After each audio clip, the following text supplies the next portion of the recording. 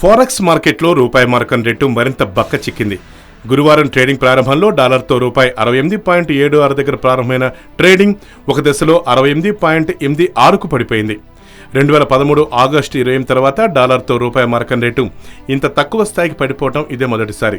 అప్పట్లో డాలర్తో రూపాయి మార్కం 68.85 పలికింది. ట్రేడింగ్ ప్రారంభంలో కొద్దిసేపు రూపాయి మార్కం విలువను నిలబెట్టేందుకు ఆర్బీఐ కొద్ది స్థాయిలో డాలర్లను విడుదల చేసింది. దాంతో వెంటనే 68.59కి పెరిగింది. అయితే ఫారెక్స్ నిల్వల్ని ఆచితూచి ఖర్చు చేయాలని యోచనతో వెంటనే ఈ చర్యకు ఫుల్ స్టాప్ పెట్టింది. దీంతో వచ్చే కొద్ది రోజుల్లో డాలర్తో రూపాయి మార్కం రేటు 70 నుంచి 72 వరకు తగ్గే ప్రమాదం ఉందని మార్కెట్ వర్గాల అంచనా. 2013లో రూపాయి మార్కం రేటును నిలబెట్టేందుకు ప్రవాస భారతీయుల నుంచి సమీకరించిన 2,900 కోట్ల డాలర్లను ఇప్పుడు వడ్డీతో సహా చెల్లించాల్సి రావడంతో డాలర్లకు మరింత డిమాండ్ ఏర్పడింది.